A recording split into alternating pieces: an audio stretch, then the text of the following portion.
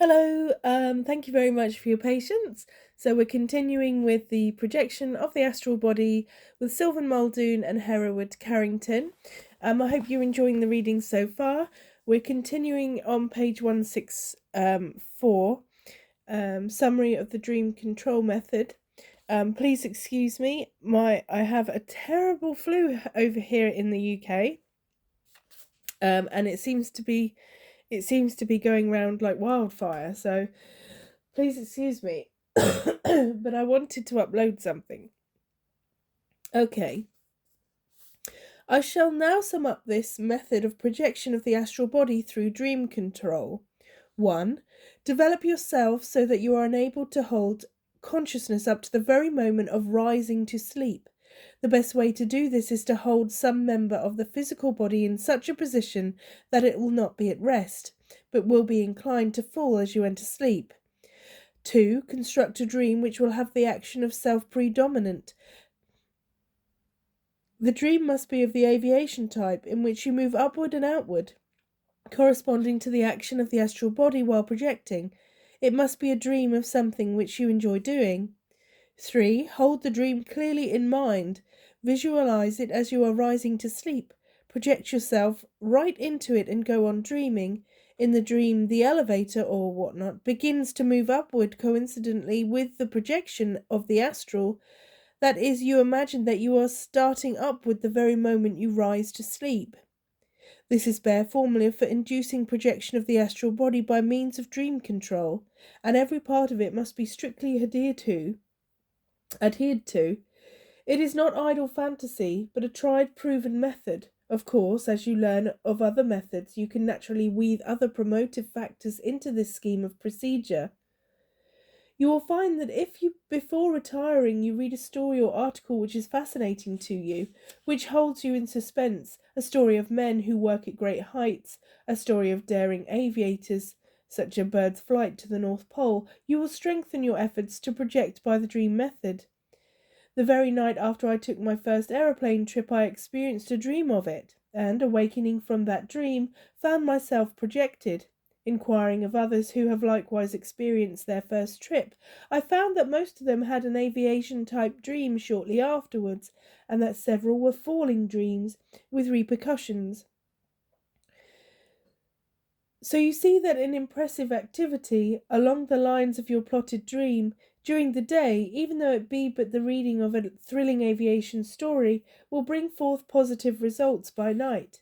If by following this formula you have a dream, you will remember it, and you can depend upon it that the astral body, the dream body, and you participated.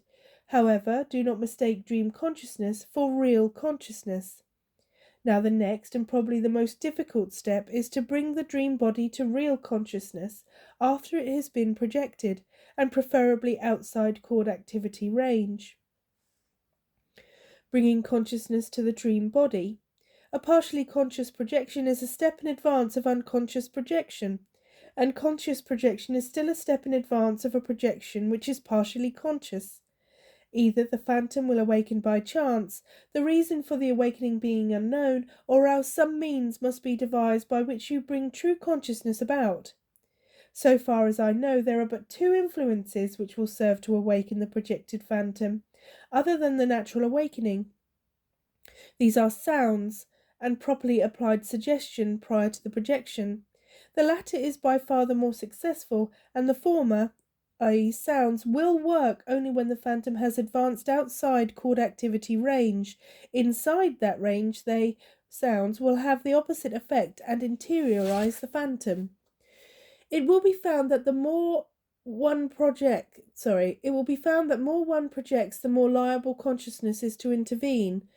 Of its own accord. I have noticed also that the plane at which consciousness appears once will be the place at which will intervene again. If the phantom happens to cross the spot while somnambulistic in the astral, why this should be I do not know. However, I have a theory. Have you ever travelled, say, along a road in an automobile, and at a certain place thought of a certain thing, and even weeks later, have you ever travelled over the same route and at that same spot thought of the same thing which you had in mind when on that spot formerly?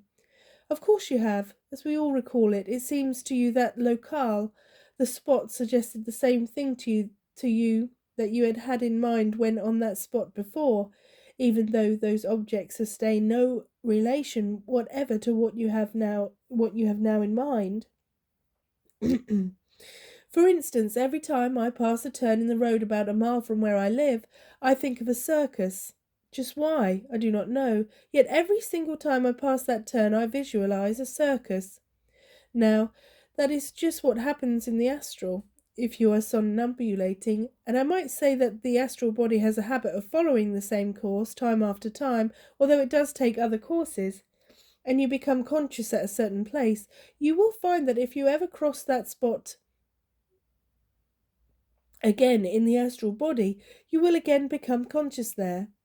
There are many, many people who are out in their astral bodies, somnambulating every night, but they do not know it. I wager that the world would be greatly surprised if it knew how common unconscious and partially conscious astral projection really is.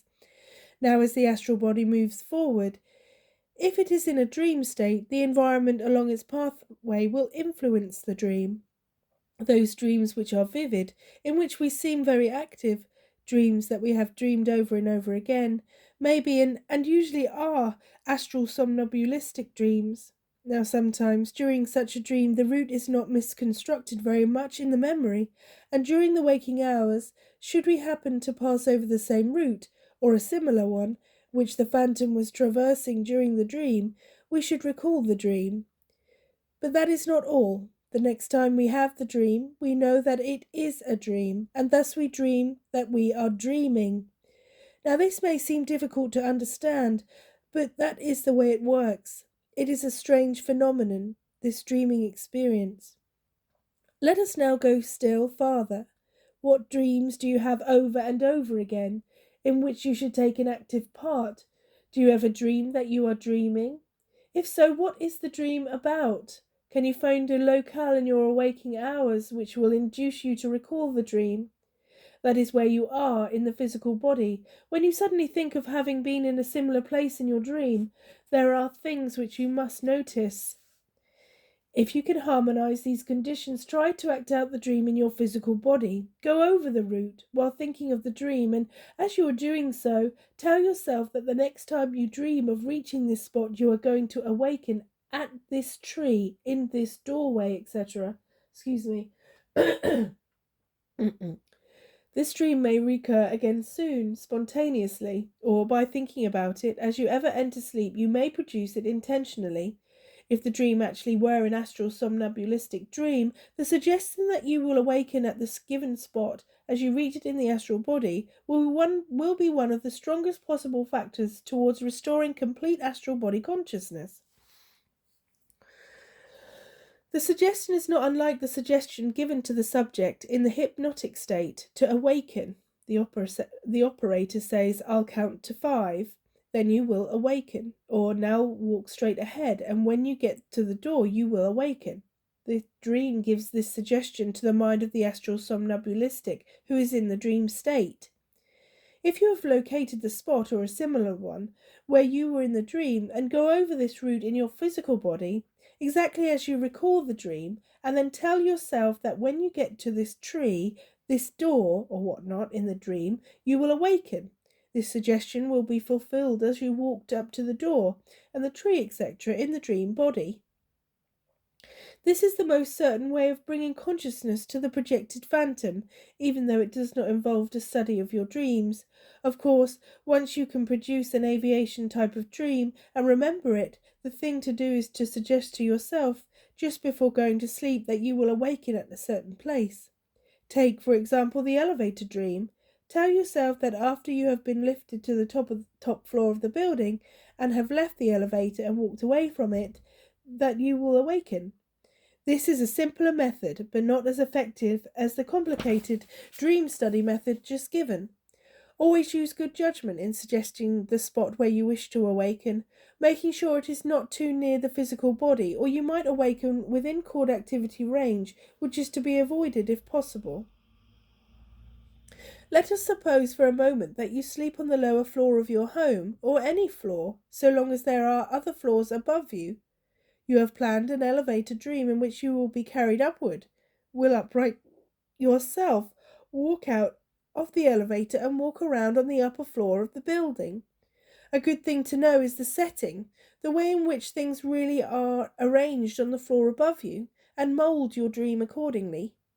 Find one object on the floor above you, a door, a window, something that will be in your path in the dream, and as you are holding the dream construction before you on going to sleep, suggest to yourself that you will awaken when you reach that object. In this way, when you approach it in the dream body, the suggestion will be fulfilled. The suggestion that you will become conscious upon reading a certain place in your astral body will always be more effective than merely the suggestion that you will become conscious somewhere in the astral body. Suggestion of place works in the same way in the astral as time does in the physical. Perhaps you have tried suggestion to replace the alarm clock, and by suggesting upon retiring that you will awaken at a certain hour, you have been enabled to do so. This is the way in which place affects the astral body. Simply will that you will awaken at a certain place in the astral body, just as you will to awaken at a certain time in the physical body. Although the proper kind of dream, the aviation type, will seldom fail to pull out the dream body in practically all cases. The nervous, temperamental person is so susceptible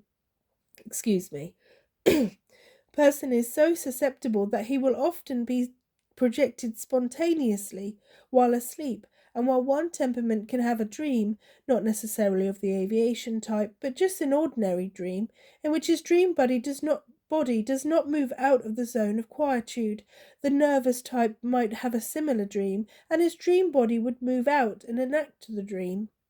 In other words, while the aviation type of dream will usually pull out the dream body with all types of people, even an ordinary dream will often project the dream body in the nervous type.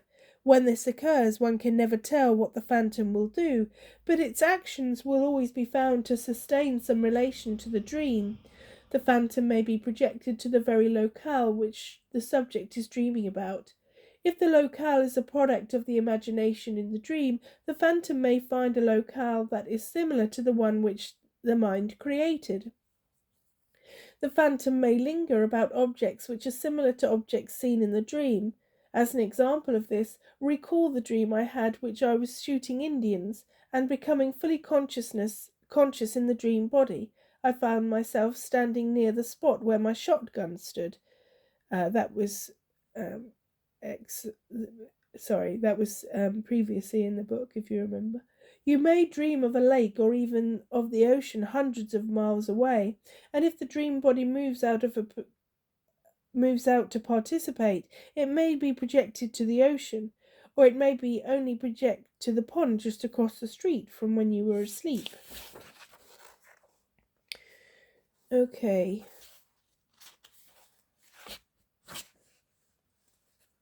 I'm going to leave it there at chapter 9, only because my whining voice is probably not the best voice to read in.